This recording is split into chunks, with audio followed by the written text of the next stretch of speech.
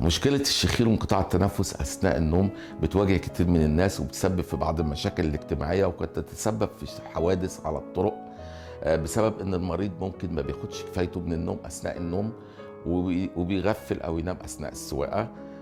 زائد ان صوت الشخير بيزعج زوجته. احنا بيجينا المريض بنحب نتشخص الاول السبب، بنشوف الوزن وكتلة الجسم، بنشوف مجرى التنفس من اول الانف لحد الحنجرة. ممكن يكون في ضيق في الانف نفسه، في تجويف الانف، ممكن يكون في زوائد لحميه او حاجز انفي، ممكن يكون سقف الحلق مترهل او متضخم او تضخم في قاعده اللسان.